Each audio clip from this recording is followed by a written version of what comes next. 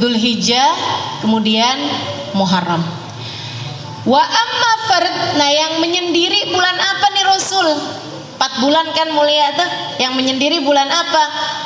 Rajab, kata Nabi Muhammad, adalah bulan yang menyendirinya.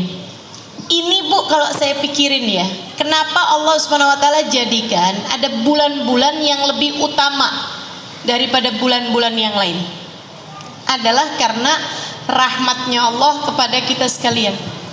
Jadi bikin dosa tuh nggak nyampe numpuk. Ya Bu. Muharram mulia. Kalau dari bulan pertama nih, Muharram mulia. Kita di bulan Muharram ada yang namanya tanggal 10.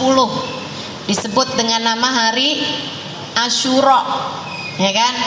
Muharram mulia.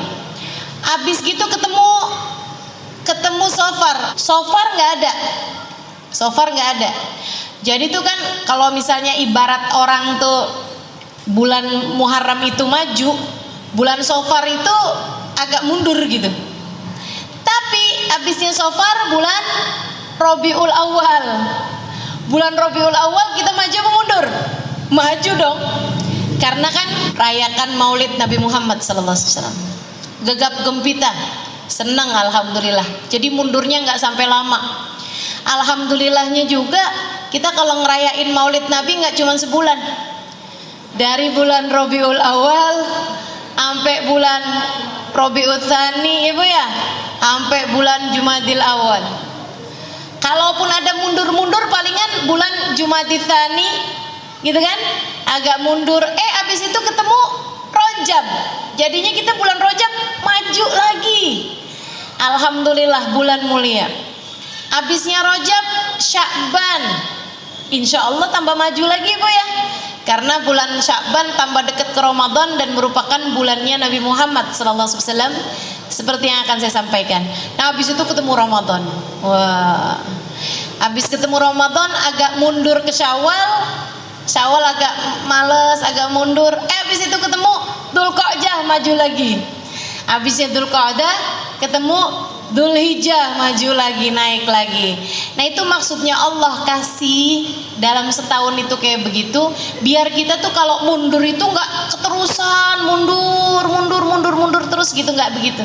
Sebab orang hidup ini seharusnya hidupnya maju ke depan, seharusnya maju hingga sampai hari perjumpaan kita dengan Allah Subhanahu wa taala, kita sudah berada di tempat yang paling diridhoi Allah insyaallah, berada di hati yang paling dicintai Allah insyaallah, berada dalam keimanan yang paling tinggi insyaallah, berada dalam keyakinan yang paling atas insyaallah. Amin ya rabbal alamin. Bulan Rajab nih, fa'amma farajab, kata Nabi Muhammad, bulan Rajab bulan mulia yang menyendiri jauh dari bulan-bulan yang lain-lainnya. Nah masuk bulan Rajab ini Bu, bulan yang dimuliakan seperti yang tadi saya bilang, bahkan dari sejak zamannya Nabi Adam. Nabi Adam memuliakan bulan Rajab, Nabi Nuh, Nabi Musa, Nabi semua memuliakan. Dan bahkan sampai dengan sebelum terutusnya Nabi Muhammad, itu orang-orang memuliakan bulan Rajab.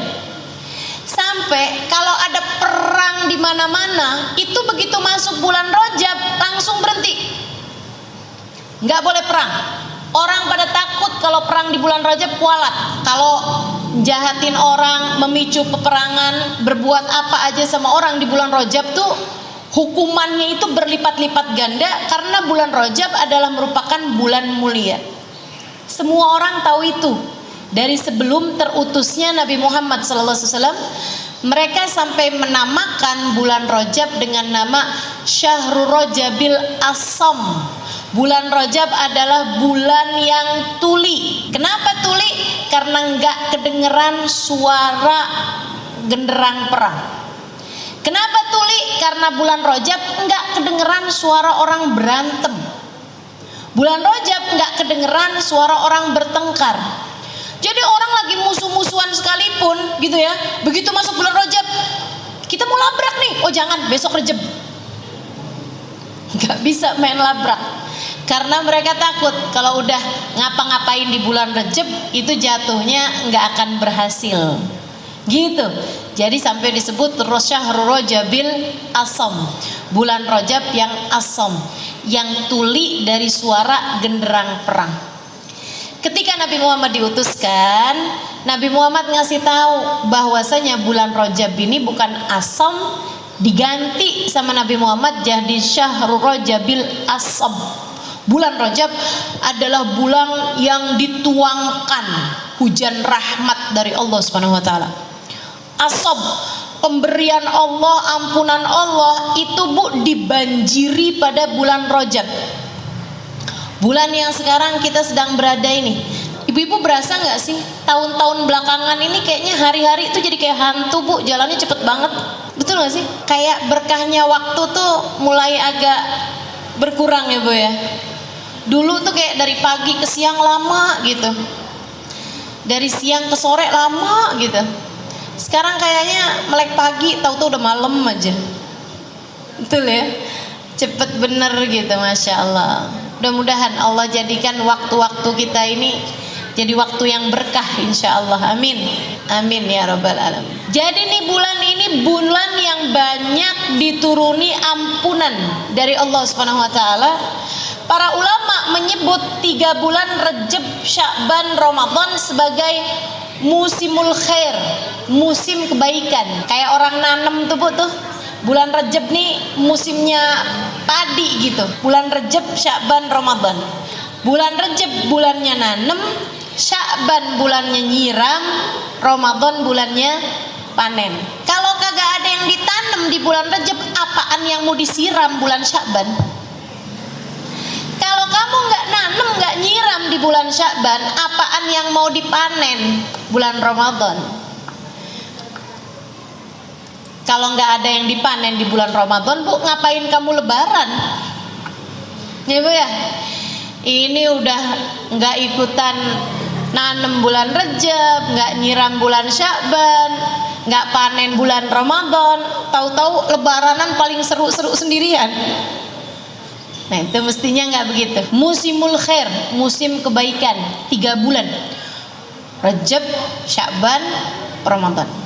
Orang-orang soleh nih Bu, kalau udah masuk bulan Rajab, udah pada mulain semangat menyambut bulan suci Ramadan, dan sudah mulain begitu banyak tambahan-tambahan kebaikan yang mereka mulai lakukan.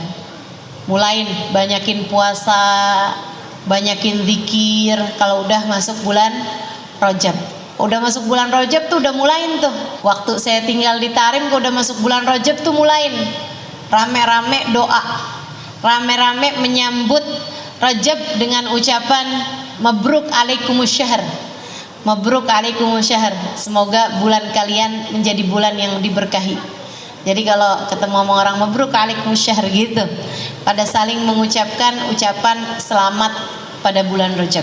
Karena mereka jadi kayak yang udah mulai masuk nih musim-musim kebaikannya. Mudah-mudahan kita nggak terhalang dari musim kebaikan untuk periode tahun ini, insya Allah ya, untuk periode tahun ini.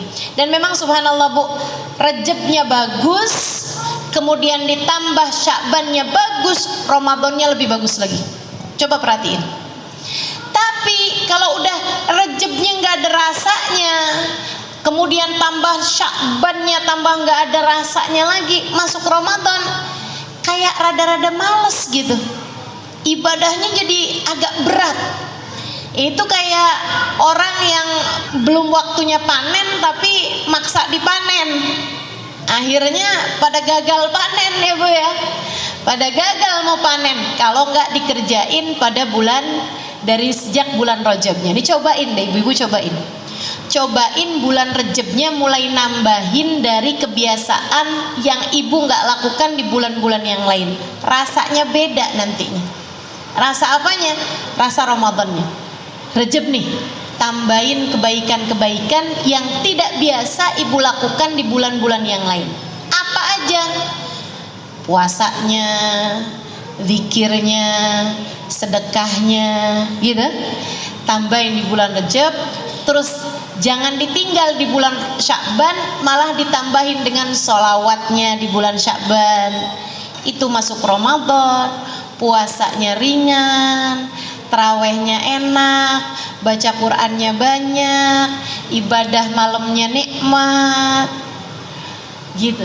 Kalau Rajabmu bagus, Sya'banmu bagus, Ramadannya akan berasa berbeda daripada Ramadan yang sebelumnya.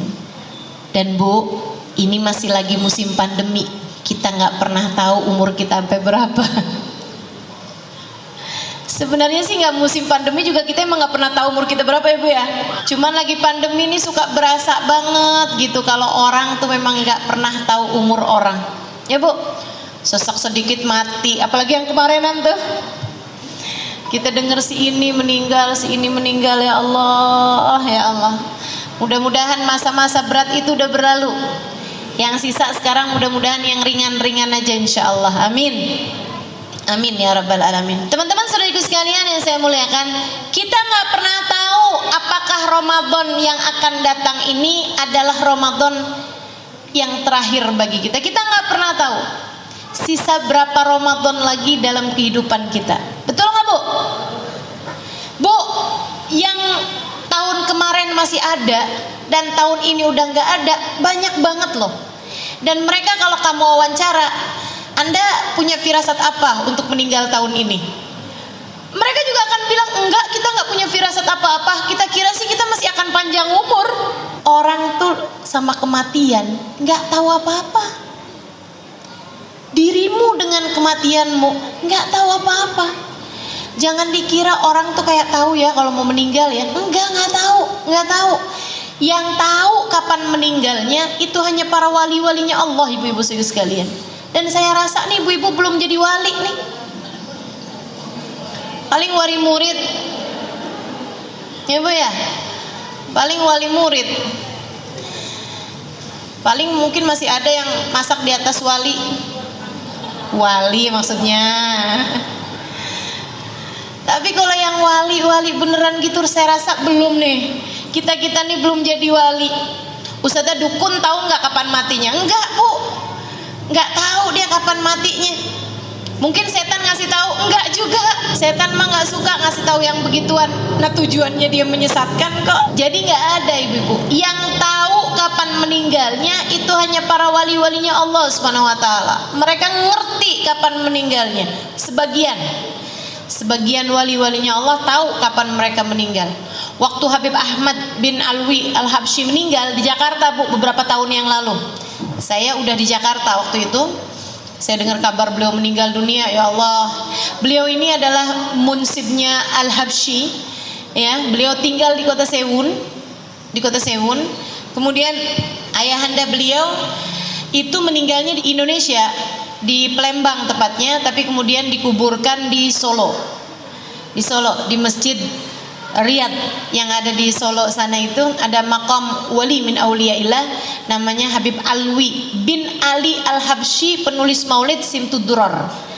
Nah anak beliau, ibu yang tinggalnya di Arab itu ada satu namanya Habib Ahmad bin Alwi bin Ali Al-Habsyi, ibu ya, yang tinggal di Arab satu. Sisanya yang lain tinggalnya di Indonesia, banyak di Solo, banyak karena ayahnya kan hijrah ke Indonesia dan berdakwah di Indonesia. Nah ini anaknya nih Bu nih nggak pernah ketemu ayahnya. Jadi anaknya dari dia masih kecil itu ayahnya udah datang ke Indonesia, terus tinggal di Indonesia, nggak pernah balik lagi ke kota Sewun, beristri beranak di Indonesia sini. Jadi anaknya yang satu tuh Bu yang di Sewun itu nggak pernah ketemu sama ayahnya. Zaman itu kan Bu kalau mau dari Sewun, ibu tahu Sewun di mana? Oh nggak tahu ya, dikirain sebelahnya Citayam kali tadi saya cerita ya. Iya, Sewun itu Bu salah satu kota yang ada di provinsi Hadramaut, Yaman. Tempat saya belajar dulu namanya Tarim. Tarim Sewun tuh hanya sekitar jaraknya 60 kilo aja. Ya, jadi Jakarta Bogor lah gitu. Itu antara jaraknya Tarim sama Sewun gitu. Di provinsi Hadramaut, di sebuah negara namanya negara Yaman. Nah, zaman itu kan Bu dari Yaman mau ke Indonesia mesti naik kapal laut berbulan-bulan. Jadi orang sekali ke Indonesia udah nggak balik lagi gitu. nggak bawa istri, nggak bawa anak gitu kan. Di sini jadinya beristri dan beranak pinak gitu kan, cucu-cucu semuanya di sini gitu. Nah, Habib Ahmad itu nggak pernah tahu ayahnya sampai ketika zaman udah belakangan nih, tahun-tahun udah belakangan di atas 1990, 2000, 2010 ke belakang sampai sekarang 2002. Itu kan baru gampang tuh naik pesawat cuman beberapa jam gitu. Habib Ahmad mulai sering datangan ke Indonesia untuk mengunjungi saudara-saudarinya, ketemu sama kakak adiknya. Satu waktu Habib Ahmad lagi ada di Indonesia, Bu, beliau meninggal dunia. Beliau meninggal dunia, Bu, rebutan jenazahnya. Orang alim tuh kayak begitu. Kalau meninggal, orang-orang pada rebutan jenazahnya buat dikuburin di negerinya. Ibu bayangin kalau ibu meninggal, rebutan apa enggak kira-kira daerahnya tuh? Yang ada malah jangan dikuburin di sini dah. Ya Allah, ya Allah. Masya Allah, ibu-ibu sekalian, jadi waktu beliau meninggal, saya nggak ingat tahun 2000 berapa itu ya, mungkin sekitar 2010 barangkali begitu, hampir-hampiran kurang lebih segitu ya. Nah itu beliau itu, Bu, orang-orang rebutan. Katanya orang-orang Jakarta, kuburin di Jakarta aja. Jadi kita alhamdulillah ketambahan satu makom lagi untuk kita ziarahin nih, Bu ya. Karena makomnya orang soleh tuh, Bu, tempat turunnya hujan rahmatnya Allah. Makomnya para wali, makomnya orang-orang yang mulia. Habib Ahmad ini, Bu, salah satu orang mulia yang pernah saya temuin. Ibadahnya, akhlaknya, kemuliaannya, Masya Allah, ilmunya luar biasa. Jadi orang Jakarta nih, keluarganya yang ada di Jakarta, udah dikuburin di sini aja. Meninggal di sini berarti dimakamin di sini. Orang-orang Solo pada bilang, enggak dong, dikuburinnya di Solo, biar barengan sama abahnya, sama ayahnya gitu. Ayahnya dikuburin di Solo dan dikuburin di Solo. Katanya orang Jeddah, anaknya itu ada di Jeddah. Dia bilang, boleh nggak dikirimin ke Jeddah aja, biar saya kalau mau ziarah ayah saya deket gitu. Katanya orang Sewunnya, orang Yamannya, mereka bilang beliau ini kan aslinya orang Yaman, jadi sebaiknya dikembalikan, naikkan pesawat jenazahnya, jadi dikuburkan di Yaman aja bersama dengan seluruh keluarganya. Kita kuburkan di dekat sama kuburan kakeknya, yaitu Habib Ali Al-Habsyi, penulis kitab Maulid Simtuturor yang ibu-ibu biasa baca itu. Rebutan, Bu, namanya orang soleh jenazahnya, dan mereka semuanya mau, ayo deh bayar deh, yang penting dikuburin di Sewun gitu, atau yang penting dikuburin di Jeddah.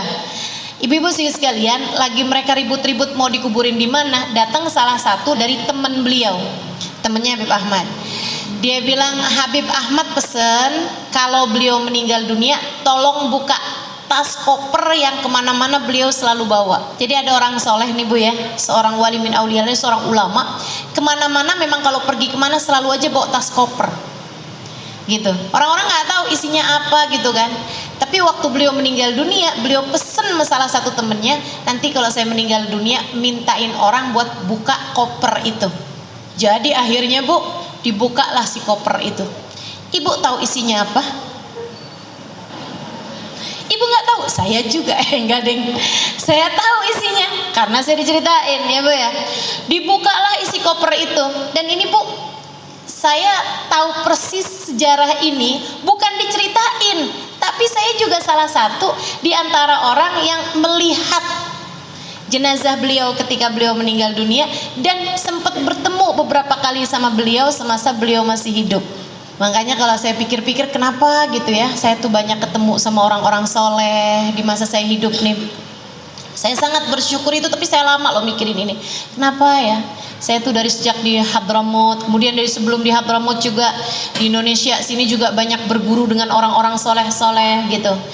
Sampai ke Hadramut banyak ketemu orang soleh, baik laki-laki maupun yang perempuannya, hubabah-hubabah, wali-walinya Allah Subhanahu wa taala, para habaib-habaib, para ulama-ulama dunia, kelasnya dunia, ibu-ibu sekalian. Dan saya bisa tulis itu di buku Bidadari Bumi 1 maupun 2 ya, Bu ya. Itu setelah saya pikir-pikirin, subhanallah, emang kayaknya kenapa saya mesti ketemu sama banyak orang-orang soleh di atas muka bumi ini? Selain mudah-mudahan itu rahmat Allah buat saya, juga karena Allah tuh sayang sama ibu-ibu semua nih. Biar ada yang bisa saya ceritain sama ibu-ibu. Biar ibu-ibu ngerti gitu, walaupun ibu-ibu nggak ketemu nih, kata Allah, nih saya kasih buat kamu. Kamu nggak ketemu sama mereka, tapi saya kasih buat kamu seseorang yang saya izinkan ketemu sama para kekasih-kekasih saya, sehingga dia bisa menceritakannya kepadamu tentang kekasih-kekasihku. Nah, Allah rahmatnya terhadap dirimu luar biasa.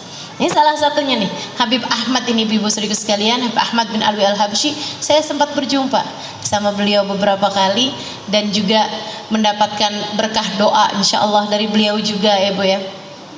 Dibukalah Bu kopernya itu, di dalamnya Bu isinya kain kafan. Ada ya orang pergi kemana-mana yang dibawa tas koper isi di dalamnya kain kafan. Siapa di antara kita ini yang sudah mulai mempersiapkan kain kafannya? Jadi yang dibawa dalam koper bukan surat tanah Bu, bukan STNK mobil atau motor ibu-ibu saudariku sekalian, bukan surat kendaraan, bukannya paspor ataupun visa atau apa gitu. Isi di dalamnya ibu-ibu saudariku sekalian adalah kain kafan, lengkap dengan minyak wanginya, lengkap dengan sabun mandiin jenazahnya. Semua udah dipersiapkan sama beliau. Kemudian ada suratnya. Ada suratnya. Isi suratnya, sesudah alhamdulillah wassalatu wassalam, surat itu adalah surat wasiat beliau ya Bu ya. Kemudian beliau bilang kayak begini, apabila saya meninggal dunia pada hari ini, jam ini, di Jakarta, itu disebutin sama beliau semuanya Bu, lengkap. Harinya tuh waktu itu saya nggak inget banget hari apa, tapi udah disebutin harinya di situ. Itu ditulis di situ Bu, di jam, di waktu, di hari yang persis sama dengan kemeninggalan beliau. Udah janjian rupanya sama malaikat Israel, para wali-walinya Allah tuh udah saling kontak rupanya sama malaikat Israel. Aneh kapan meninggal Kasih bocoran apa kayak begitu, sampai persis Bu, waktunya, harinya, tanggalnya, di tempat di mana dijelaskan sama beliau di situ. Bisa pas banget kayak begitu. Ibu mau dokter profesional kayak gimana, nggak pernah tahu kapan dia mati, jam berapa, waktunya kapan. Betul apa enggak? Walinya Allah nih luar biasa, kasihnya Allah. Emang di atas dokter, di atas profesor, di atas semuanya orang Bu. Emang orang paling pinter ya para kekasih-kekasih Allah, sebab mereka adalah orang yang paling dekat dengan zat yang maha pandai, maha tahu segalanya, yaitu Allah Subhanahu wa ta'ala. Kemudian beliau pesan, nanti tolong kuburkan saya di Solo, sebab saya ingin bersebelahan dengan ayah saya.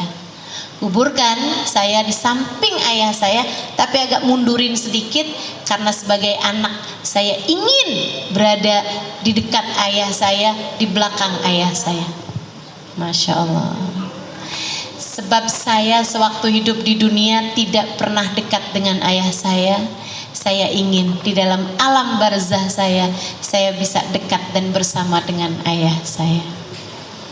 Masya Allah. Ya udah deh, jenazahnya akhirnya dikirim, dibawa, dipesawatin, ya Bu ya, dinaikin sampai ke sana. Ini kalau orang-orang soleh tahu kapan mereka waktunya meninggal, paham, ngerti. Saya juga cerita tuh di buku Bidadari Bumi tentang Hubabah Khadijah yang tahu persis kapan beliau meninggal dunia.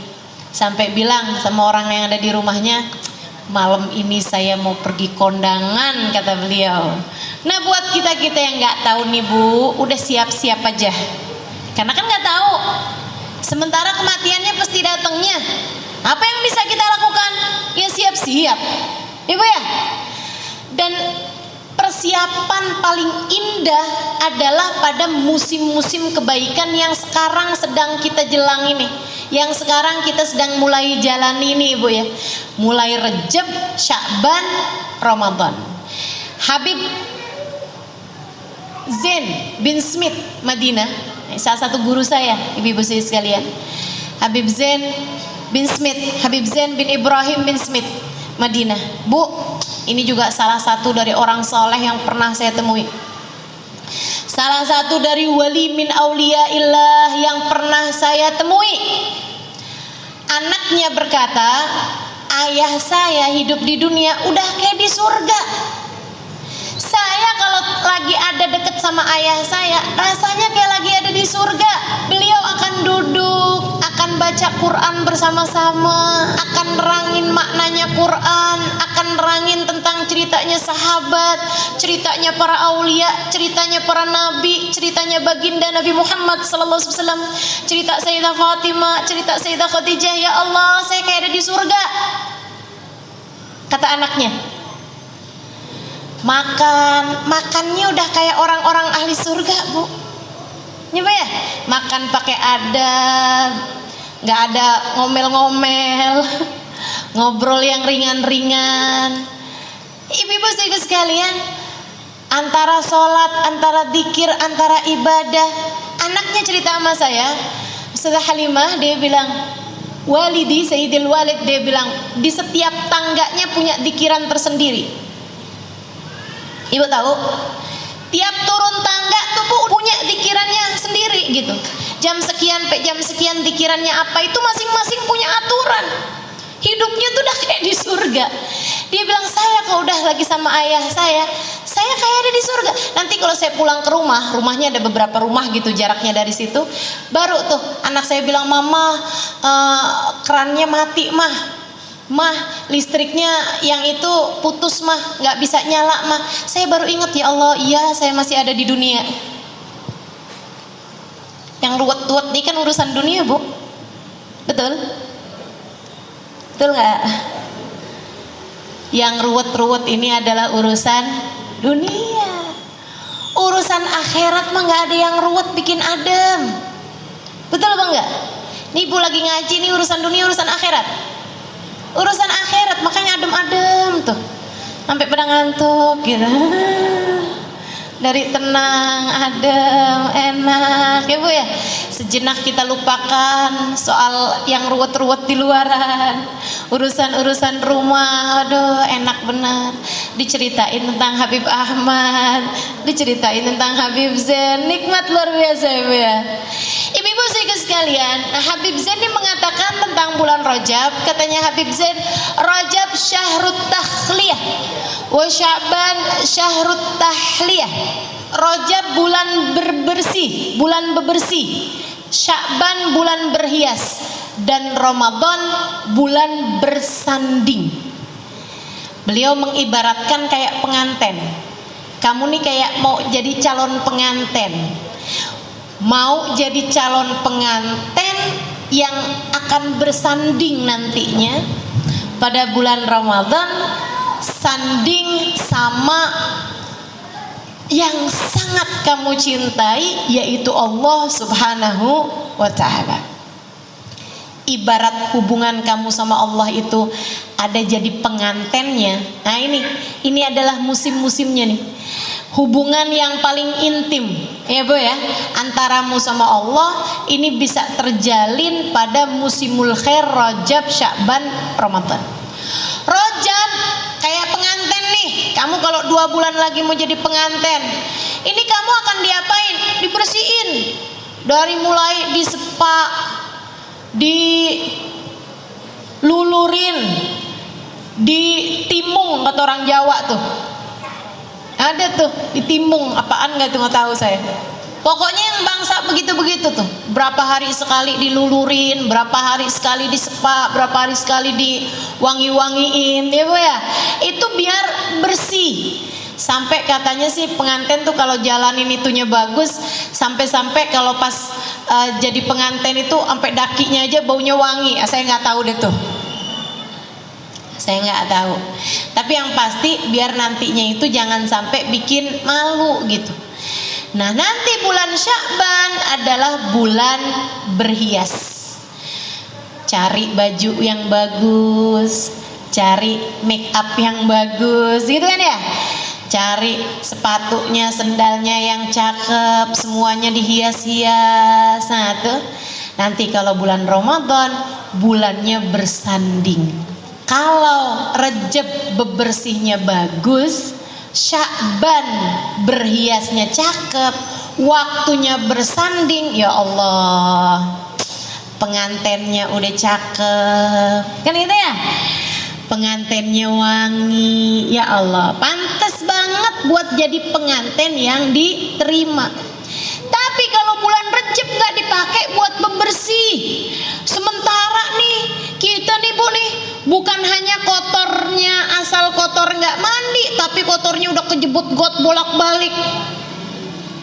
Bayangin dah, kejebut got bolak-balik kagak dimandiin, gimana baunya, gimana rupanya, udah jelek bener nih. Masuk bulan Sya'ban, ya mau diwangi-wangiin juga gimana Bu, orang badannya bau, kan mestinya dibersihin dulu ya.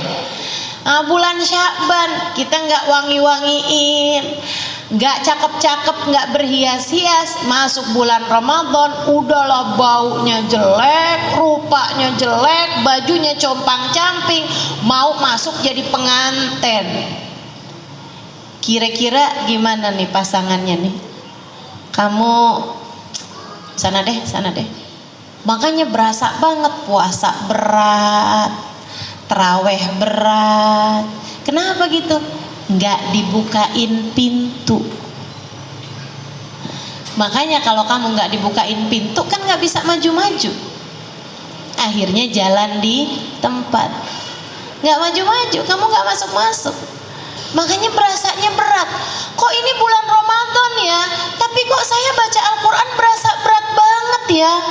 Terawih bolong-bolong nih saya nih, tiap mau terawih kayak ada setannya, padahal kan katanya bulan Ramadan kagak ada setannya ya. Kamu rupanya tidak dibukain pintu, jadi kamu jalan di tempat. Pernah nggak ada bulan Ramadan yang tiap hari kamu dapat 10 juz Al-Quran? Pernah nggak 5 deh, 5 juz Quran? Jadi tiap 6 hari hatam, 6 hari hatam. 3 deh, 3. Gak ada juga. Terus selama ini Ramadan kamu dipakai apa? Ngiterin Tanah Abang? Atau pelajarin resep bikin kue buat lebaran? Teman-teman saudaraku sekalian, mau sampai kapan gitu? Itu sih bukan cuman terima jalan di tempat itu mah. Itu namanya mundur. Itu namanya puter balik. Kamu gak dapat apa-apa. Boro-boro masuk dalam rumah, halamannya aja kagak masuk itu mah. Bulan Ramadan, bulanmu bersanding teman-teman. Dan sekali lagi kita nggak pernah tahu sisa berapa Ramadan dalam kehidupan kita ini. Maka kalau umur kita sekarang masuk Rejab, waktunya buat minta dipanjangin umurnya sampai ketemu Ramadan. Seperti yang dilakukan Nabi Muhammad alaihissalam. Nabi kalau udah masuk bulan Rejab, Nabi Muhammad bilang, Allahumma barik lana fi Rajab wa Sya'ban wa balighna Ramadan. Ya Allah, berkahi saya di bulan Rejab, berkahi saya di bulan Sya'ban, sampaikan umur saya sampai ke bulan Ramadan. Nabi nggak pernah minta umur panjang. Nabi nggak pernah minta umur panjang. Makanya umur Nabi memang nggak panjang. Ibu-ibu sekalian, Nabi hanya minta panjang umur sampai ketemu Ramadan setiap kali masuk bulan Rajab gitu. Habis Ramadan, Lebaran, meninggal nggak apa-apa deh ya Allah. Tapi ini kalau sekarang nih nanggung ya Allah, panjangin sampai ketemu Ramadan. Kita juga begitu, berharap-harap ya Allah, seenggaknya sampai ketemu Ramadan deh nih. Bentar lagi nih kan, udah kadung ya Allah, masuk Rejab ya Allah, sisain sampai Ramadan ya Allah, sisain, panjangin sampai ketemu Ramadan. Nah, kemudian bulan Rajab, bulan Sya'ban sampai bulan Ramadan kita jadikan sebagai bulan yang membuat kita layak untuk diterima, layak untuk dibukain pintu, layak untuk masuk dan menikmati setiap ruangan-ruangannya bersama dengan yang tercinta, bersama dengan kekasih hati kita, bersama dengan Sang Maha yang tidak pernah meninggalkan kita, Allah Subhanahu wa Ta'ala, bersama dengan manusia paling agung, baginda kita Nabi besar Muhammad sallallahu alaihi wasallam, bersama dengan umat Islam, bersama dengan orang-orang saleh, sehingga mudah-mudahan masuk Ramadan kita nikmati saat-saat Ramadannya, dan sesudahnya kita menjadi orang-orang yang diperdengarkan panggilan ya ayyatuhan nafsul mutmainnah irji'i ila rabbiki radiyatan mardiyah. Wahai pemilik jiwa yang tenang, mari masuk, mari masuk ila rabbik, silahkan menuju kepada Tuhanmu, silahkan berjumpa dengan Allah Tuhanmu. Radiyah, dia ridho padamu. Mardiyah, kamu ridho padanya dan Allah pun ridho padamu. Kamu cinta padanya, Allah pun cinta padamu. Fadkhuli fi ibadi, kata Allah, silahkan masuk ke dalam golongan hamba-hambaku.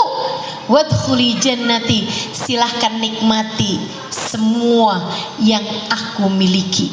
Wah, Ramadan, teman-teman sekalian, biarin jadiin bernilai. Nah, caranya mesti mulai dari sekarang nih, dari Rejab nih. Bersih-bersihnya yang benar. Bersih-bersihnya yang benar. Kita mesti bersihin dari apa sih nih Ustazah ceritanya nih? Bersihin rumah, bersihin baju, bersihin apa nih? Bersihin catatan hidupmu dari dosa. PR banget gak tuh? PR. Apalagi jika selama ini kamu nggak bersih-bersihin, takutnya jadi numpuk sampahnya, takutnya jadi numpuk karat-karatnya, noda-nodanya, kotoran-kotorannya. Aduh, biarin bersih. Gimana caranya dong nih Ustazah? Gimana nih caranya nih? Mau ngerjain biar Sya'bannya enak, biar Ramadannya enak, nih Rejabnya mesti kayak gimana? Bersihin. Gimana caranya bersihin? Ya minta buat dibersihin. Yang bisa bersihin hanya satu, namanya Allah. Yang bisa ngapusin dosa-dosa kita dari catatan amal perbuatan kita hanya satu, fa innahu la yaghfirud dzunuba illa anta. Sesungguhnya tidak ada yang dapat mengampuni dosa-dosaku ya Allah kecuali Engkau ya Allah. Karenanya bulan Rajab jangan jauh-jauh dari permohonan ampun, jangan jauh-jauh dari istighfar, jangan jauh-jauh dari minta maaf sama orang-orang yang kita pernah berbuat salah, dan jangan numpukin dosa. Walaupun orang-orang banyak minta-minta maaf pada hari Lebaran, saya sih lebih cenderung nih bulan Rajab nih, bulan Rejab nih jadiin bersih-bersih. Kalau kamu punya salah-salah sama orang, bulannya ini bulan Rejab, bulan bersih-bersih dari salahnya orang. Jadi yang masih lagi beranteman, dah, buruan. Sebelum masuk tambah banyak Rejabnya, minta maaf satu sama lain. Ya Bu ya, yang lagi masih ada nggak enak hati sama orang, udah buruan saling memaafkan satu sama lain. Saudara-saudari, kakak adik yang masih rebutan urusan warisan nggak kelar-kelar nih, nggak tahu berapa M nih warisannya nih, sampai bikin jadi beranteman saudara sama saudarinya. Ya Allah bu, serem bener. Jangan sampai itu menjadikan ampunan yang Allah turunkan pada bulan Rajab terhalang darimu. Yuk, yang punya hati perasaan benci nggak enak sama siapapun, bulan Rajab bulanmu untuk berkata saya sudah memaafkan dia. Jangan ada yang disisain, satu orang aja jangan gini loh, ya Allah saya udah maafin salah semua orang ya Allah kecuali dia tuh. Yang itu nggak bisa saya, ya Allah. Ya gimana enggak ya Allah, dia tuh rebut laki saya. Aduh. Udah Bu, udah nggak ada yang lebih berharga daripada Allah. Nggak ada yang lebih bermakna, bernilai bagimu lebih daripada ampunan Allah. Dan Allah akan mau menurunkan ampunannya kepadamu jika kamu juga memaafkan, mengampuni dosa semua orang, dan kamu juga minta maaf, minta ampun sama semua orang. Minta maaf sama orang dan juga maafin salahnya orang. Ya Bu ya, man afa ufi. Siapa yang memaafkan salahnya orang, dia akan dimaafkan sama Allah. Coba periksa masing-masing.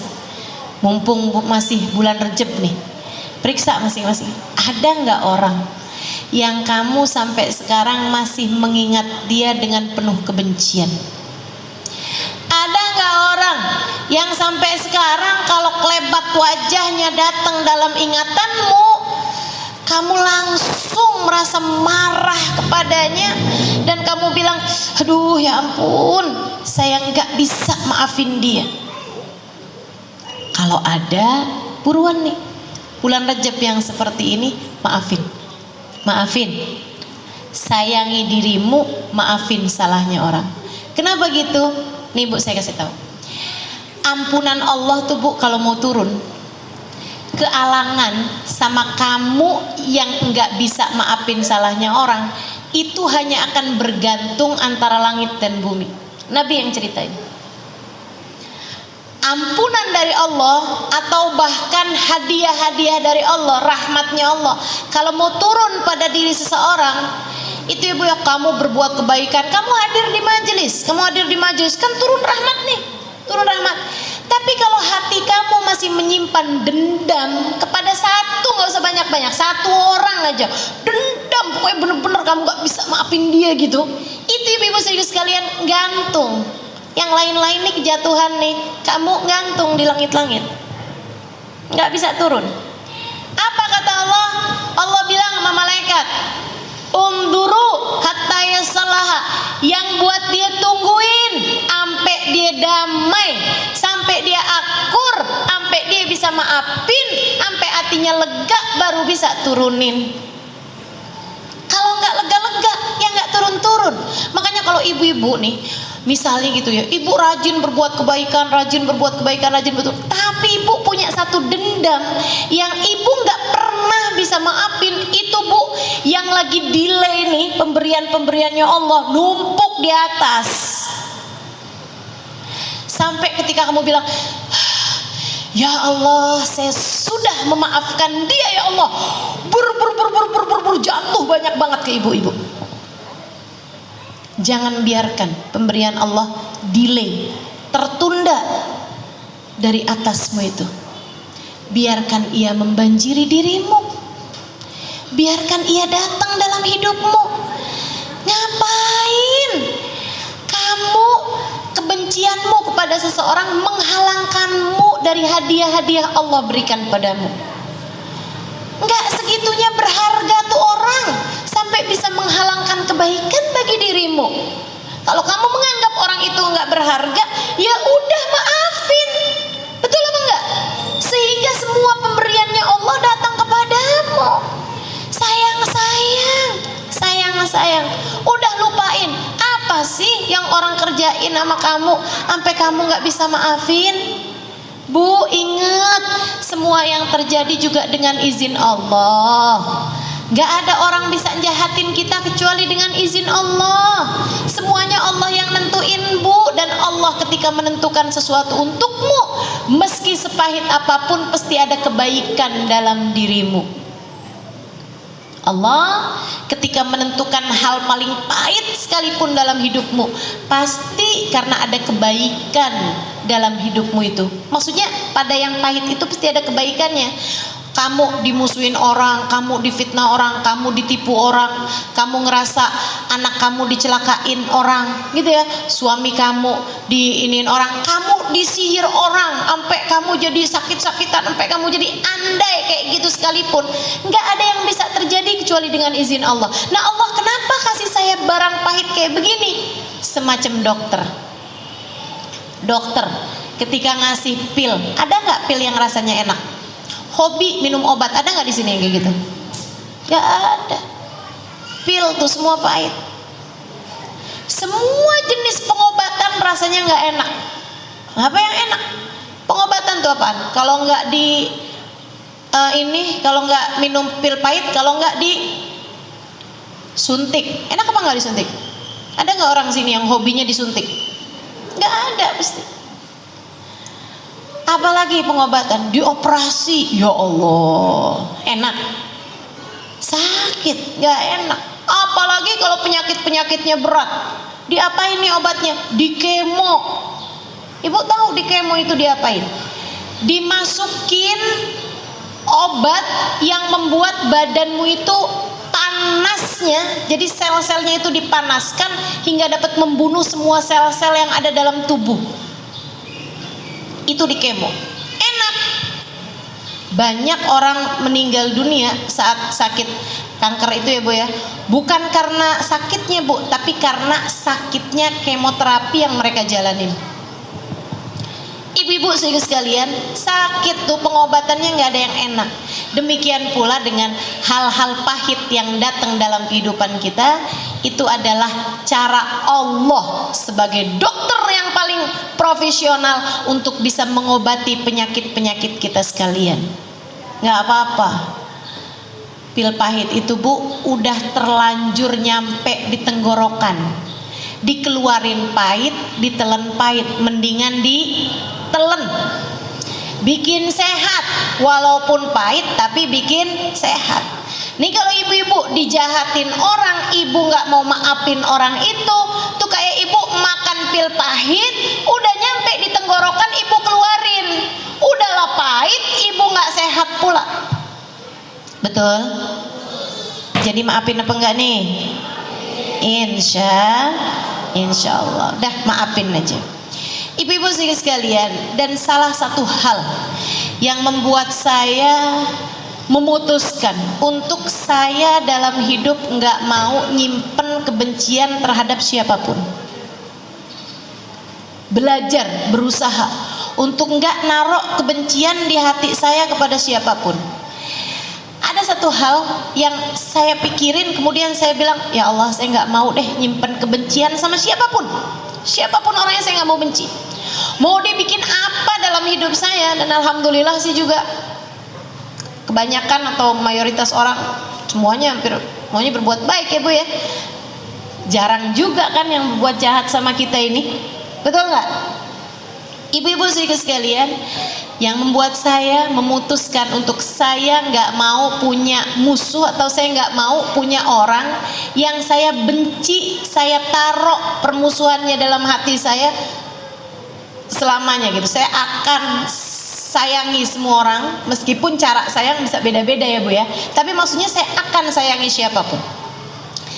Karena saya pernah dengar Hubabah Nur pernah bilang gini, guru saya Al-Mukarramah wal Muhtaramah Hubabah Nur, mudah-mudahan Allah panjangkan umurnya, Allah sehatkan badannya.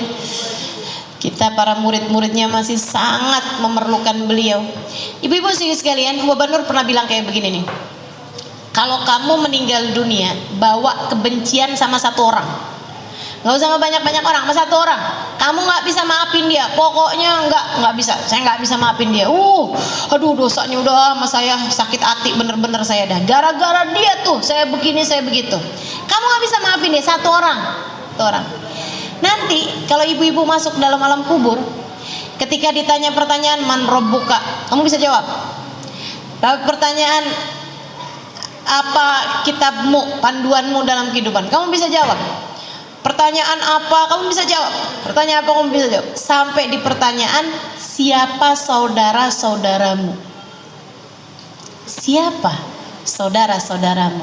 Malaikat ada pertanyaan kayak gitunya loh. Man ikhwanuk, salah satu pertanyaan malaikat. Nih Nabi Muhammad baik banget, udah dibocorin pertanyaannya. Itu kalau kamu punya seseorang yang kamu taruh kebencian dalam hatimu, kamu nggak bisa maafin salah orang tersebut sampai dengan kamu meninggal dunia, waktu ada pertanyaan man ikhwanuk, siapa saudara-saudaramu, orang itu akan menjadi penghalang lisanmu dari berkata saudara-saudaraku adalah semua orang yang beriman. Al-mu'minuna ikhwani, orang-orang yang beriman adalah saudara-saudara. Kamu gak akan bisa jawab, kenapa? Ya kalau kamu menganggap saya saudara, kenapa kamu musuhin saya? Kalau kamu menganggap saya sebagai saudaramu, kenapa kamu gak bisa maafin saya? Bu, dan kalau kamu sampai gak bisa jawab pertanyaan itu dalam alam kubur, kamu gak akan bisa call a friend. Kamu gak akan bisa, apa yang bisa kamu lakukan ibu-ibu? Gak bisa ngapa-ngapain. Makanya saya pikir daripada saya gak bisa ngapa-ngapain di sana, lebih baik saya maafin aja dari di sini.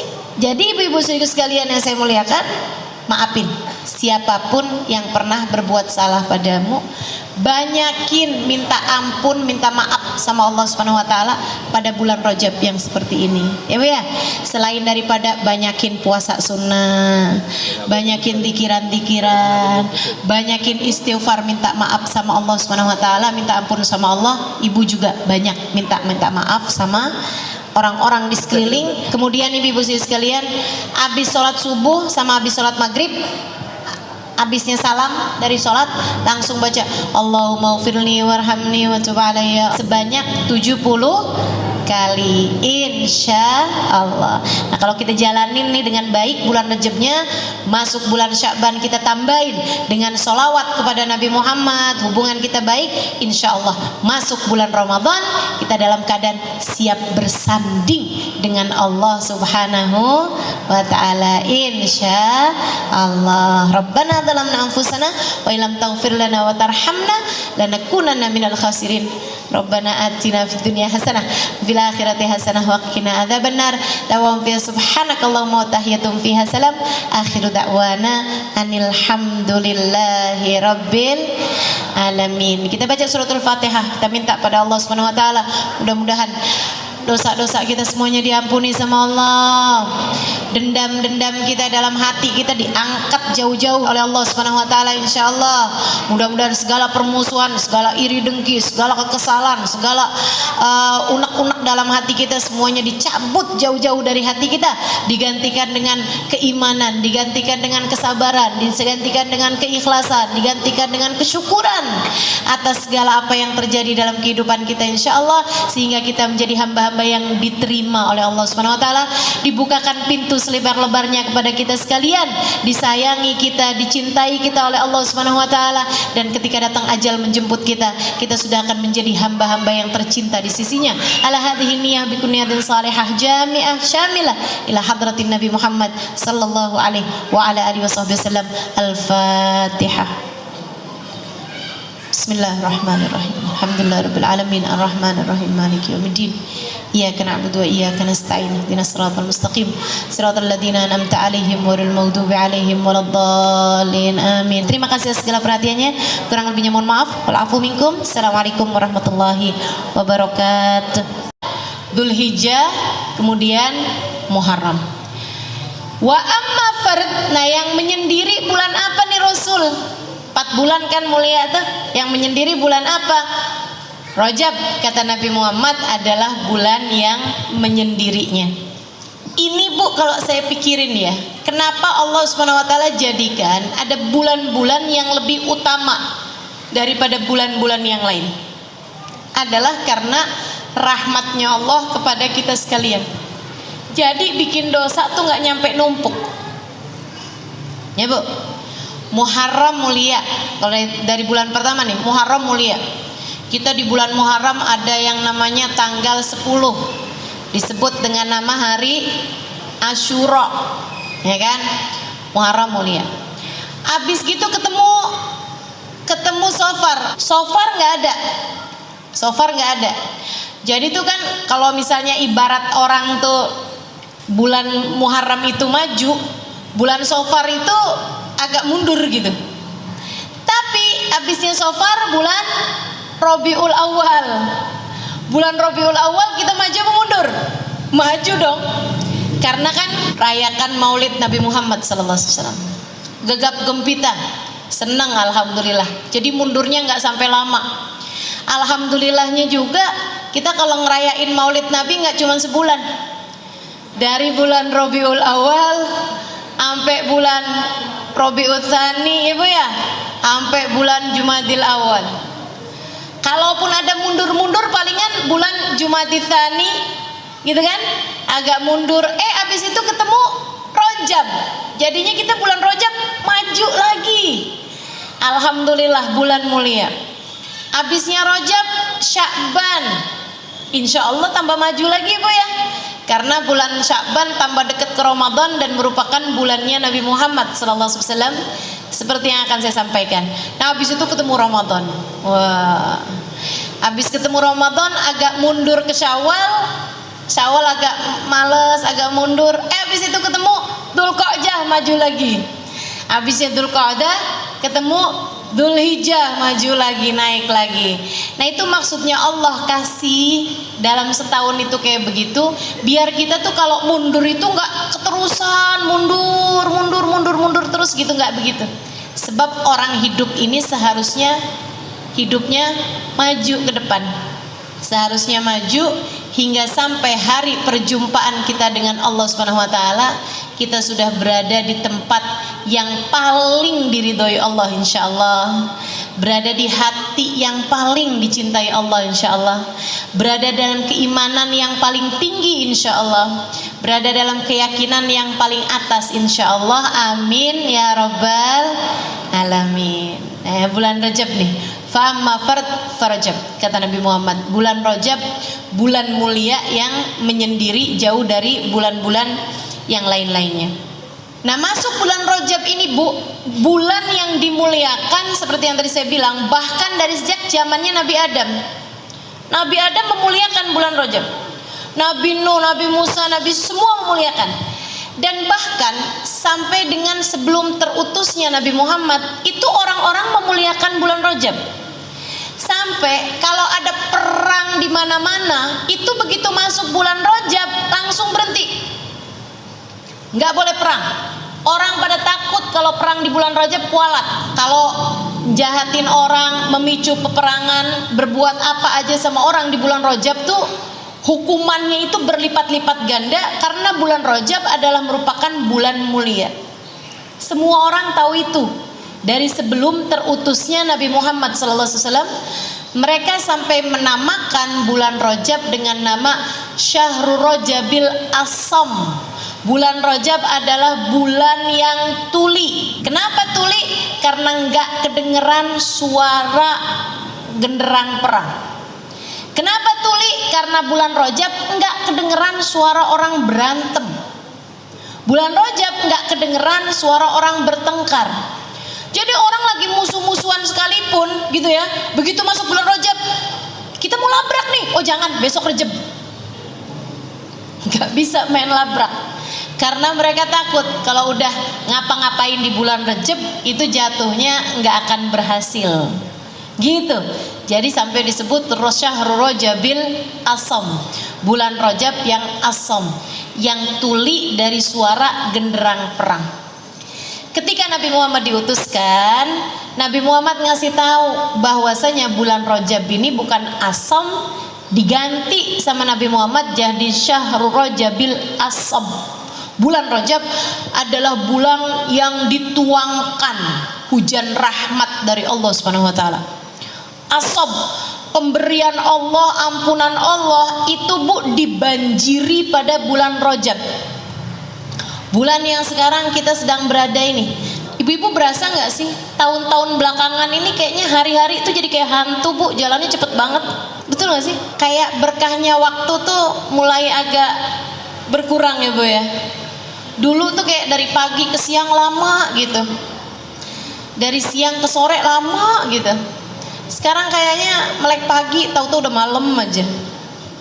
Betul ya, cepet bener gitu, Masya Allah. Mudah-mudahan Allah jadikan waktu-waktu kita ini jadi waktu yang berkah insya Allah. Amin, amin ya rabbal alamin. Jadi nih bulan ini bulan yang banyak dituruni ampunan dari Allah Subhanahu wa taala. Para ulama menyebut 3 bulan Rajab, Sya'ban, Ramadan sebagai musimul khair, musim kebaikan. Kayak orang nanem tuh Bu tuh. Bulan Rajab nih musimnya padi gitu. Bulan Rajab, Sya'ban, Ramadan. Bulan Rajab bulannya nanem, Sya'ban bulannya nyiram, Ramadan bulannya panen. Kalau kagak ada yang ditanam di bulan Rajab, apaan yang mau disiram bulan Sya'ban? Kalau kamu nggak nanem, nggak nyiram di bulan Sya'ban, apaan yang mau dipanen bulan Ramadan? Kalau nggak ada yang dipanen di bulan Ramadan, Bu, ngapain kamu lebaran? Ya Bu ya, ini udah nggak ikutan nanem bulan Rajab, nggak nyiram bulan Sya'ban, nggak panen bulan Ramadan, tahu-tahu lebaranan paling seru-seru sendirian. Nah itu mestinya nggak begitu. Musimul khair, musim kebaikan, 3 bulan Rajab, Sya'ban, Ramadan.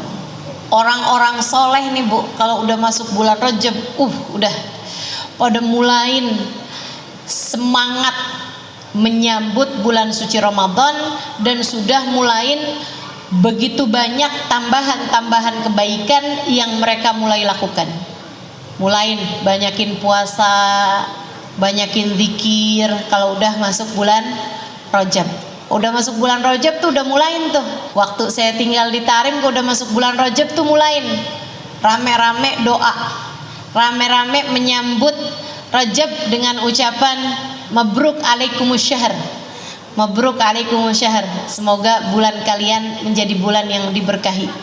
Jadi kalau ketemu sama orang mabruk alaikumusyahr gitu, pada saling mengucapkan ucapan selamat pada bulan Rajab.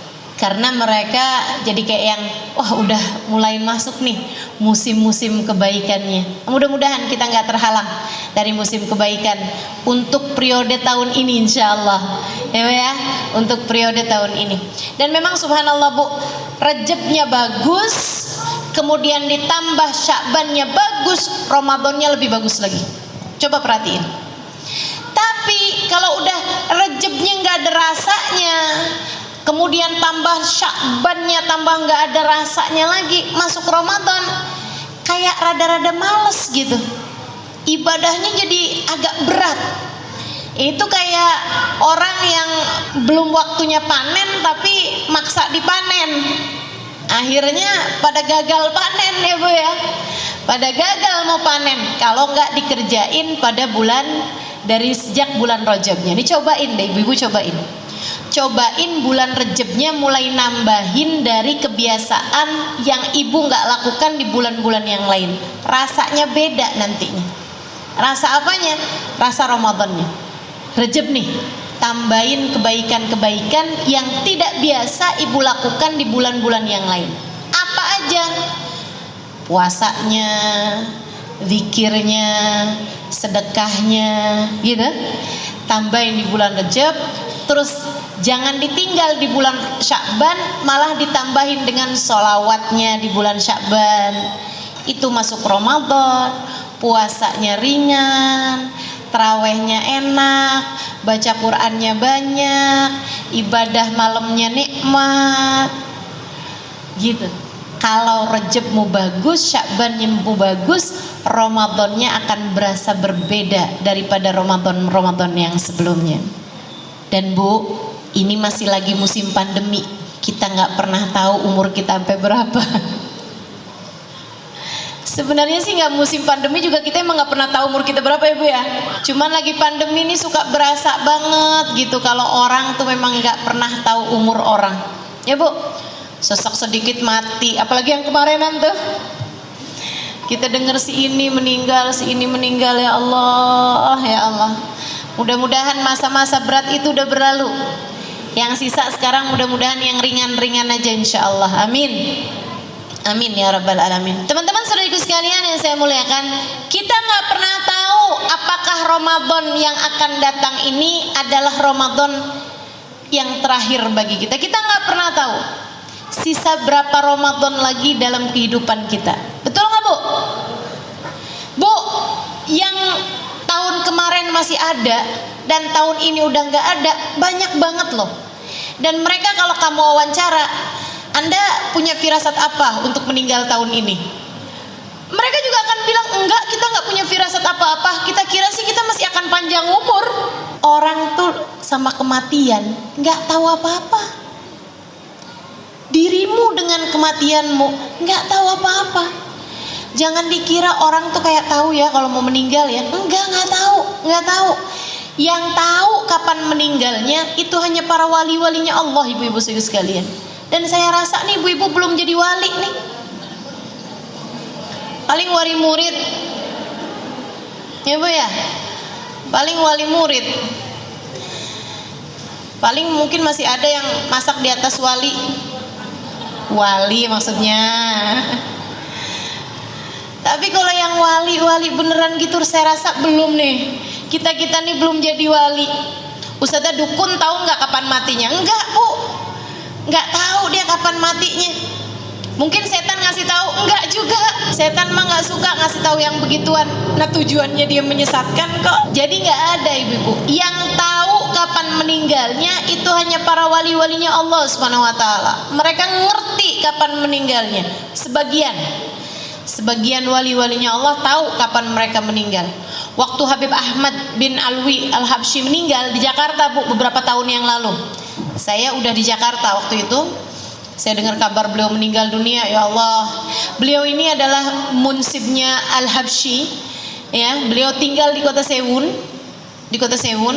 Kemudian ayahanda beliau itu meninggalnya di Indonesia, di Palembang tepatnya, tapi kemudian dikuburkan di Solo, di Masjid Riyadh yang ada di Solo sana. Itu ada makam wali min auliyaillah namanya Habib Alwi bin Ali Al-Habsyi, penulis Maulid Simtud Durar.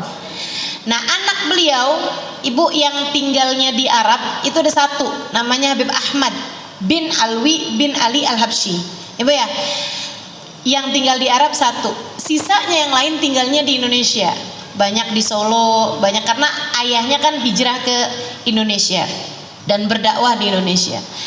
Nah ini anaknya nih bu nih nggak pernah ketemu ayahnya. Jadi anaknya dari dia masih kecil itu ayahnya udah datang ke Indonesia, terus tinggal di Indonesia, nggak pernah balik lagi ke kota Sehun, beristri beranak di Indonesia sini. Jadi anaknya yang satu tuh bu yang di Sehun itu nggak pernah ketemu sama ayahnya. Zaman itu kan bu kalau mau dari Sehun, ibu tahu Sehun di mana? Oh nggak tahu ya, dikirain sebelahnya Citayam kali dari tadi saya cerita ya.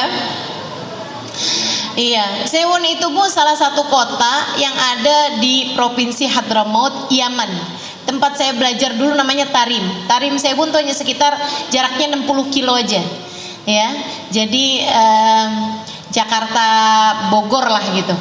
Itu antara jaraknya Tarim sama Sehun gitu. Di provinsi Hadramaut, di sebuah negara namanya negara Yaman. Nah zaman itu kan bu dari Yaman mau ke Indonesia mesti naik kapal laut berbulan-bulan. Jadi orang sekali ke Indonesia udah nggak balik lagi gitu, nggak bawa istri, nggak bawa anak gitu kan. Di sini jadinya beristri dan beranak pinak gitu kan, cucu-cucu semuanya di sini gitu. Nah Habib Ahmad itu nggak pernah tahu ayahnya sampai ketika zaman udah belakangan nih, tahun-tahun udah belakangan di atas 1990, 2000, 2010 ke belakang sampai sekarang 2002. Itu kan baru gampang tuh naik pesawat cuman beberapa jam gitu. Habib Ahmad mulai sering datangan ke Indonesia untuk mengunjungi saudara-saudarinya, ketemu sama kakak adiknya. Satu waktu Habib Ahmad lagi ada di Indonesia bu, beliau meninggal dunia. Beliau meninggal dunia bu, rebutan jenazahnya. Orang alim tuh kayak begitu, kalau meninggal orang-orang pada rebutan jenazahnya buat dikuburin di negerinya. Ibu bayangin kalau ibu meninggal, rebutan apa enggak kira-kira daerahnya tuh? Yang ada malah jangan dikuburin di sini dah. Ya Allah, ya Allah. Masya Allah, ibu-ibu sekalian. Jadi waktu beliau meninggal, saya nggak ingat tahun 2000 berapa itu ya, mungkin sekitar 2010 barangkali begitu, hampir-hampiran kurang lebih segitu ya. Nah itu beliau itu bu orang-orang rebutan. Katanya orang-orang Jakarta, kuburin di Jakarta aja. Jadi kita alhamdulillah ketambahan satu makom lagi untuk kita ziarahin nih Bu ya. Karena makomnya orang soleh tuh Bu, tempat turunnya hujan rahmatnya Allah. Makomnya para wali, makomnya orang-orang yang mulia. Habib Ahmad ini Bu, salah satu orang mulia yang pernah saya temuin. Ibadahnya, akhlaknya, kemuliaannya, masya Allah, ilmunya luar biasa. Jadi orang Jakarta nih, keluarganya yang ada di Jakarta, udah dikuburin di sini aja. Meninggal di sini berarti dimakamin di sini. Orang-orang Solo pada bilang, enggak dong, dikuburinnya di Solo, biar barengan sama abahnya, sama ayahnya gitu. Ayahnya dikuburin di Solo dan dikuburin di Solo. Katanya orang Jeddah, anaknya itu ada di Jeddah. Dia bilang, boleh nggak dikirimin ke Jeddah aja, biar saya kalau mau ziarah ayah saya deket gitu. Katanya orang Sewunnya, orang Yamannya, mereka bilang beliau ini kan aslinya orang Yaman, jadi sebaiknya dikembalikan, naikkan pesawat jenazahnya, jadi dikuburkan di Yaman aja bersama dengan seluruh keluarganya. Kita kuburkan di dekat sama kuburan kakeknya, yaitu Habib Ali Al-Habsyi, penulis kitab Maulid Simtuturor yang ibu-ibu biasa baca itu. Rebutan Bu, namanya orang soleh, jenazahnya, dan mereka semuanya mau, ayo deh bayar deh, yang penting dikuburin di Sewun gitu, atau yang penting dikuburin di Jeddah. Ibu-ibu sekalian, lagi mereka ribut-ribut mau dikuburin di mana, datang salah satu dari teman beliau, temannya Habib Ahmad. Dia bilang, Habib Ahmad pesen kalau beliau meninggal dunia tolong buka tas koper yang kemana-mana beliau selalu bawa. Jadi ada orang soleh nih Bu ya, seorang wali min auliya, seorang ulama, kemana-mana memang kalau pergi kemana selalu aja bawa tas koper gitu. Orang-orang nggak tahu isinya apa gitu kan. Tapi waktu beliau meninggal dunia, beliau pesen sama salah satu temennya, nanti kalau saya meninggal dunia mintain orang buat buka koper itu. Jadi akhirnya Bu, dibukalah si koper itu. Ibu tahu isinya apa? Ibu nggak tahu, saya juga enggak deng. Saya tahu isinya karena saya diceritain ya Bu ya. Dibukalah isi koper itu, dan ini Bu, saya tahu persis sejarah ini bukan diceritain, tapi saya juga salah satu di antara orang yang melihat jenazah beliau ketika beliau meninggal dunia dan sempat bertemu beberapa kali sama beliau semasa beliau masih hidup. Makanya kalau saya pikir-pikir, kenapa gitu ya, saya tuh banyak ketemu sama orang-orang soleh di masa saya hidup nih. Saya sangat bersyukur itu, tapi saya lama loh mikirin ini. Kenapa ya? Saya tuh dari sejak di Hadramut, kemudian dari sebelum di Hadramut juga di Indonesia sini juga banyak berguru dengan orang-orang soleh-soleh gitu. Sampai ke Hadramut banyak ketemu orang soleh, baik laki-laki maupun yang perempuannya, hubabah-hubabah, wali-walinya Allah Subhanahu wa taala, para habaib-habaib, para ulama-ulama dunia, kelasnya dunia ibu-ibu sekalian. Dan saya bisa tulis itu di buku Bidadari Bumi 1 maupun 2 ya Bu ya.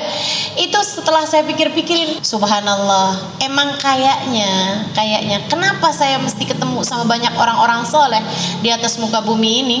Selain mudah-mudahan itu rahmat Allah buat saya, juga karena Allah tuh sayang sama ibu-ibu semua nih. Biar ada yang bisa saya ceritain sama ibu-ibu, biar ibu-ibu ngerti gitu. Walaupun ibu-ibu gak ketemu, nih kata Allah, nih saya kasih buat kamu. Kamu gak ketemu sama mereka, tapi saya kasih buat kamu seseorang yang saya izinkan ketemu sama para kekasih-kekasih saya, sehingga dia bisa menceritakannya kepadamu tentang kekasih-kekasihku. Nah, Allah rahmatnya terhadap dirimu luar biasa. Ini salah satunya nih, Habib Ahmad ini ibu saudaraku sekalian, Habib Ahmad bin Alwi Al-Habsyi. Saya sempat berjumpa sama beliau beberapa kali dan juga mendapatkan berkah doa insya Allah dari beliau juga ya Bu ya. Dibukalah Bu kopernya itu. Di dalamnya Bu isinya kain kafan.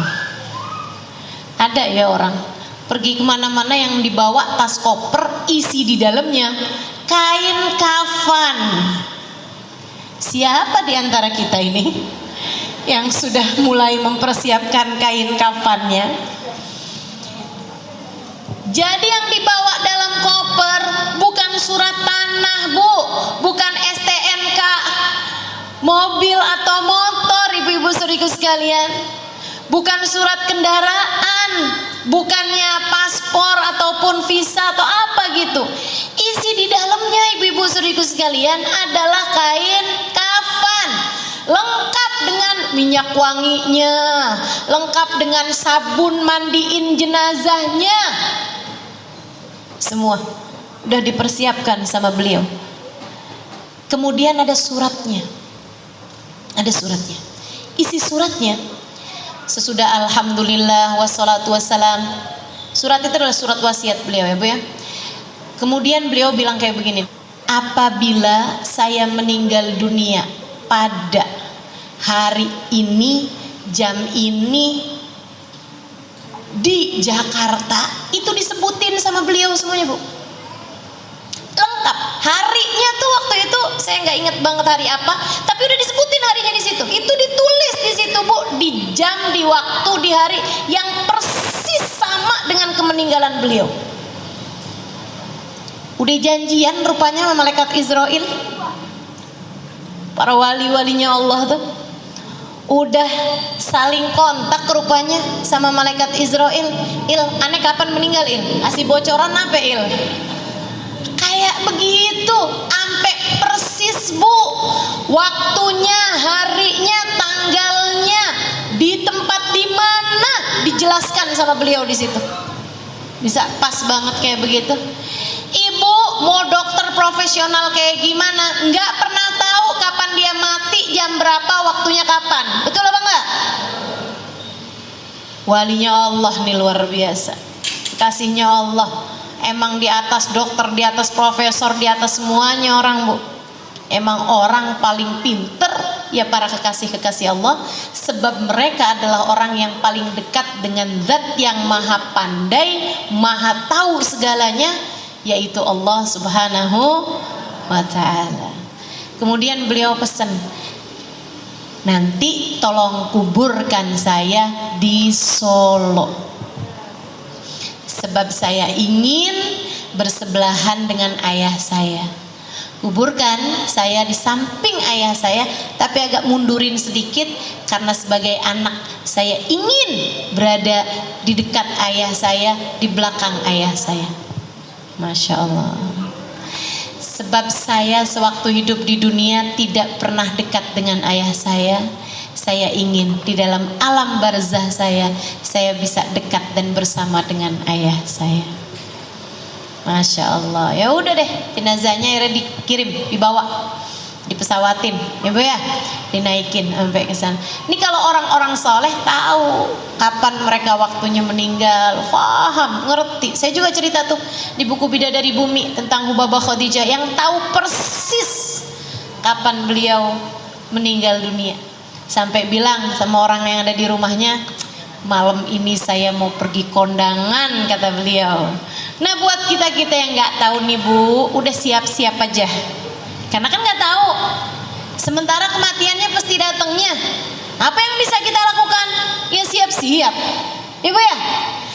Dan persiapan paling indah adalah pada musim-musim kebaikan yang sekarang sedang kita jelang ini, yang sekarang kita sedang mulai jalani ini Bu ya. Mulai Rejab, Sya'ban, Ramadan. Habib Zain bin Smith Madinah, salah satu guru saya, ibu-ibu saya sekalian, Habib Zain bin Smith, Habib Zain bin Ibrahim bin Smith Madinah. Bu, ini juga salah satu dari orang soleh yang pernah saya temui, salah satu dari wali min auliyaillah yang pernah saya temui. Anaknya berkata, ayah saya hidup di dunia udah kayak di surga. Saya kalau lagi ada deket sama ayah saya, rasanya kayak lagi ada di surga. Beliau akan duduk, akan baca Quran bersama-sama, akan nerangin maknanya Quran, akan nerangin tentang ceritanya sahabat, ceritanya para aulia, ceritanya para nabi, ceritanya baginda Nabi Muhammad SAW, cerita Sayyidah Fatimah, cerita Sayyidah Khadijah. Ya Allah, saya kayak ada di surga, kata anaknya. Makannya udah kayak orang-orang ahli surga Bu, ya Bu ya. Makan pakai adab, nggak ada ngomel-ngomel, ngobrol yang ringan-ringan. Ibu-ibu sekalian, antara sholat, antara zikir, antara ibadah, anaknya cerita sama saya, Ustazah Halimah, dia bilang, walidi Sayyidil Walid, dia bilang di setiap tangganya punya zikiran tersendiri. Ibu tahu, tiap turun tangga tuh punya zikirannya sendiri gitu. Jam sekian sampai jam sekian zikirannya apa, itu masing-masing punya aturan. Hidupnya tuh udah kayak di surga.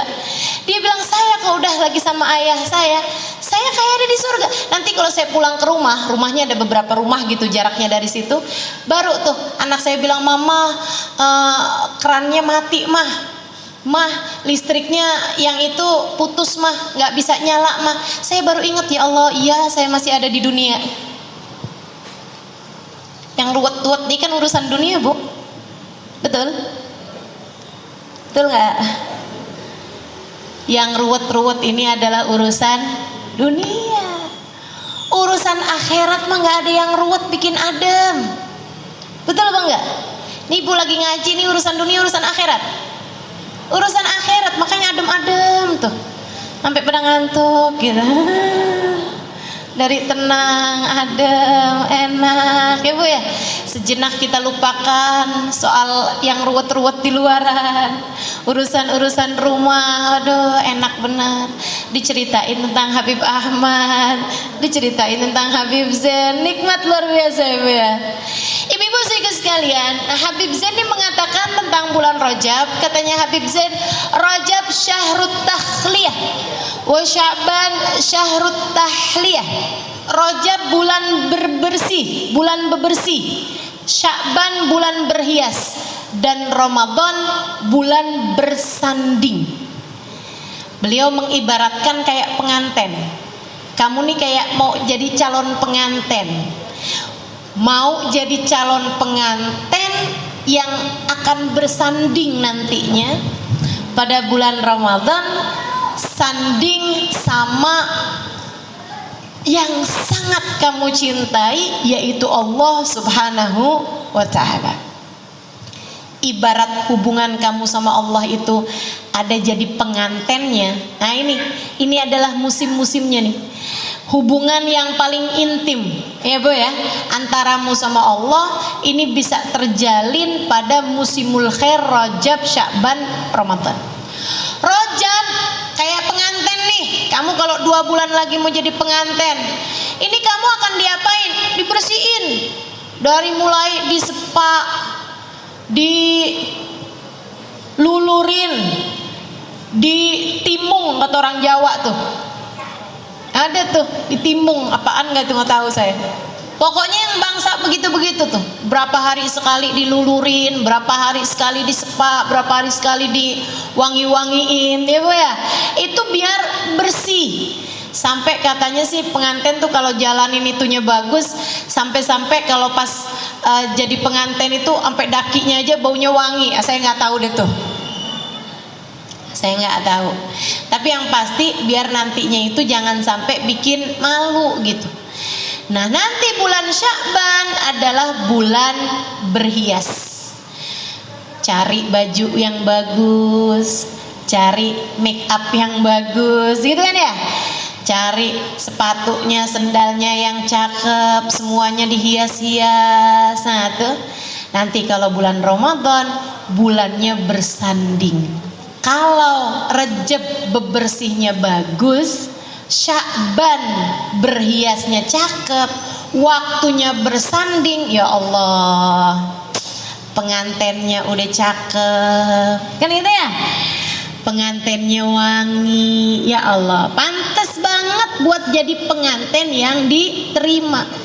Tapi kalau bulan Rajab nggak dipakai buat pembersih, sementara nih kita nih Bu nih, bukan hanya kotornya asal kotor nggak mandi, tapi kotornya udah kejebut got bolak-balik. Bayangin dah, kejebut got bolak-balik kagak dimandiin, gimana baunya, gimana rupanya, udah jelek bener nih. Masuk bulan Sya'ban, ya mau diwangi-wangiin juga gimana Bu, orang badannya bau, kan mestinya dibersihin dulu ya. Nah, bulan Sya'ban kita nggak wangi-wangiin, nggak cakep-cakep, nggak berhias-hias, masuk bulan Ramadan udahlah baunya jelek, rupanya jelek, bajunya compang-camping, mau masuk jadi pengantin. Kira-kira gimana nih pasangannya nih? Kamu sana deh, sana deh. Makanya berasa banget puasa berat, terawih berat. Kenapa gitu? Nggak dibukain pintu. Makanya kalau kamu nggak dibukain pintu kan nggak bisa maju-maju. Akhirnya jalan di tempat, nggak maju-maju, kamu nggak masuk-masuk. Makanya berasanya berat. Kok ini bulan Ramadan ya, tapi kok saya baca Al-Quran berasa berat banget ya. Terawih bolong-bolong nih saya nih, tiap mau terawih kayak ada setannya. Padahal kan katanya bulan Ramadan kagak ada setannya ya. Kamu rupanya tidak dibukain pintu. Jadi kamu jalan di tempat. Pernah nggak ada bulan Ramadan yang tiap hari kamu dapat 10 juz Al-Quran? Pernah nggak 5 deh, 5 juz Quran? Jadi tiap 6 hari hatam, 6 hari hatam. 3 deh, 3. Gak ada juga. Terus selama ini Ramadan kamu dipakai apa? Ngiterin Tanah Abang? Atau pelajarin resep bikin kue buat lebaran? Teman-teman saudaraku sekalian, mau sampai kapan gitu? Itu sih bukan cuman terima jalan di tempat itu mah. Itu namanya mundur.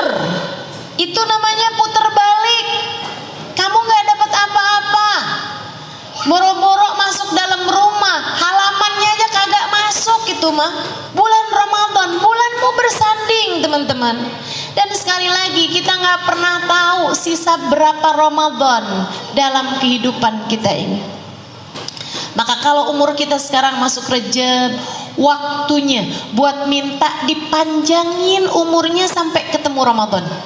Seperti yang dilakukan Nabi Muhammad alaihissalam. Nabi kalau udah masuk bulan Rajab, Nabi Muhammad bilang, Allahumma barik lana fi Rajab wa Sya'ban wa balighna Ramadan. Ya Allah, berkahi saya di bulan Rajab, berkahi saya di bulan Sya'ban, sampaikan umur saya sampai ke bulan Ramadan. Nabi nggak pernah minta umur panjang. Nabi nggak pernah minta umur panjang. Makanya umur Nabi memang nggak panjang. Ibu-ibu sekalian, Nabi hanya minta panjang umur sampai ketemu Ramadan. Setiap kali masuk bulan Rajab gitu. Habis Ramadan, Lebaran, meninggal nggak apa-apa deh ya Allah. Tapi ini kalau sekarang nih nanggung ya Allah, panjangin sampai ketemu Ramadan. Kita juga begitu, berharap-harap ya Allah, seenggaknya sampai ketemu Ramadan deh nih. Bentar lagi nih kan, udah kadung ya Allah, masuk Rejab ya Allah, sisain sampai Ramadan ya Allah, sisain, panjangin sampai ketemu Ramadan.